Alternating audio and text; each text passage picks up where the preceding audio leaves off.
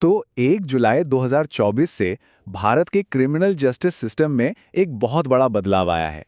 160 साल पुराना अंग्रेजों के ज़माने का इंडियन पीनल कोड यानी आईपीसी अब एक तरह से इतिहास बन गया है और उसकी जगह ली है भारतीय न्याय संहिता 2023 ने।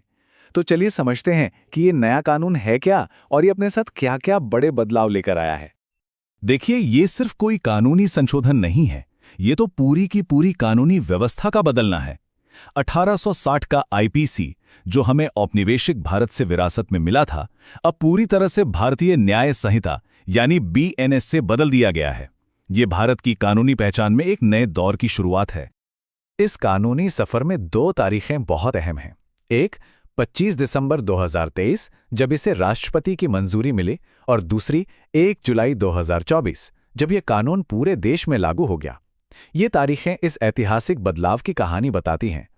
अच्छा, अगर पुराने कानून की बात करें यानी आईपीसी की, तो उसमें थे कुल 511 सेक्शंस।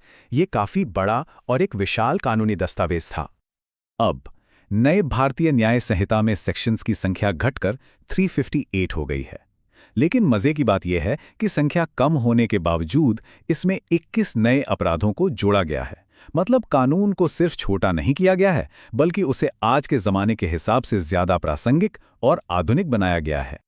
चलिए, सबसे पहले उन बदलावों की बात करते हैं जो समाज के सबसे संवेदनशील वर्गों यानी महिलाओं और बच्चों की सुरक्षा से जुड़े हैं।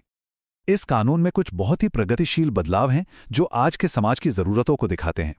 पहली बार लिंग की परिभाषा में ट्रांसजेंडर व्यक्तियों को शामिल करके समावेशिता की तरफ एक बड़ा कदम बढ़ाया गया है।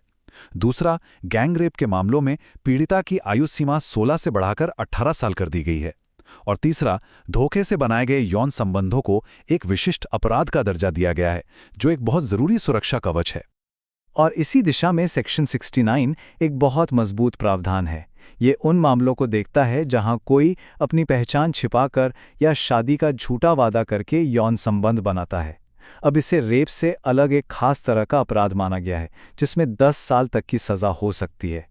ये धोखे और शोषण के खिलाफ एक बहुत ही साफ कानूनी लकीर खींचता है। अब आते हैं दो ऐसे मुद्दों पर जिन पर हमेशा बहुत बहस होती है, मॉब लिंचिंग और देशद्रोह। देखते हैं कि नया कानून इन पर क्या रुख अपनाता है। हमारे कानून में पहली बार मॉब लिंचिंग को एक अलग अपराध के तौर पर परिभाषित किया गया है। सेक्शन 103 साफ कहता है कि अगर 5 या उससे ज्यादा लोग मिलकर किसी की धर्म, जाति या भाषा जैसे आधारों पर हत्या करते हैं, तो ये एक बेहद संगीन जुर्म माना जाएगा, जिसकी सजा उम्र कैद या मौत की सजा तक हो सकती है।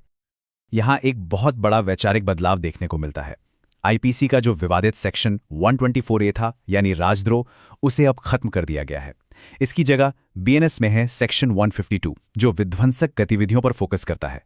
फर्क यह है कि अब सरकार की नीतियों की आलोचना करना अपराध नहीं है, लेकिन ऐसे काम जो भारत की संप्रभुता, एकता और अखंडता को सीधे तौर पर खतरे में डालते हैं, वे एक गंभीर अपराध माने जाएंगे। हमारा समाज बदल रहा है और अपराध के तरीके भी। तो चलिए देखते हैं कि बीएनएस 21वीं सदी के इन आधुनिक अपराधों से निपटने के लिए कैसे तैयार है। ये नया कानून कई मॉडर्न अपराधों से निपटने के लिए तैयार है। जैसे छीना झपटी को अब एक अलग अपराध का दर्जा दिया गया है। देश की संप्रभुता को खतरे में डालने वाली फर्जी खबरें फैलाना भी अब एक दंडनीय अपराध है। सबसे जरूरी बात, व्हाट्सएप और ईमेल जैसे इलेक्ट्रॉनिक रिकॉर्ड्स को अब पक्के कानूनी सबूत का दर्जा मिल गया है। साथ ही हिट एंड रन जैसे मामलों में सजा को और भी सख्त किया गया है। लापरवाही से होने वाली मौत, खासतौर पर हिट एंड रन मामलों में सजा को काफी बढ़ाया गया है। पुराने कानून में जहां सिर्फ 2 साल तक की सजा थी, वहीं नए बीएनएस के तहत इसे बढ़ाकर 5 साल कर दिया गया है। ये सड़कों पर गैर जिम्मेदाराना बर्ताव के खिलाफ एक कड़ा संदेश है। बीएनएस सिर्फ सजा को सख्त ही नहीं करता, बल्कि सजा देने के तरीके में भी एक नया नजरिया लाता है, जो सुधार पर ज्यादा केंद्रित है। ये एक बहुत जरूरी सवाल है। क्या हर छोटे मोटे अपराध के लिए किसी को जेल भेजना ही एकमात्र समाधान है? बीएनएस इस पर एक बिल्कुल नया नजरिया पेश करता है।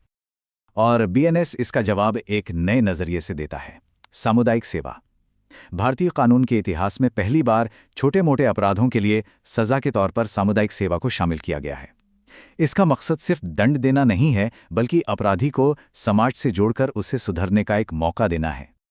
और आखिर में इस पूरे कानूनी सुधार का सार शायद इसी एक वाक्य में है कि यह कानून दंड से ज्यादा न्याय पर केंद्रित है। यह एक दंड केंद्रित प्रणाली से न्याय केंद्रित प्रणाली की ओर एक बहुत ही महत्वपूर्ण कदम है।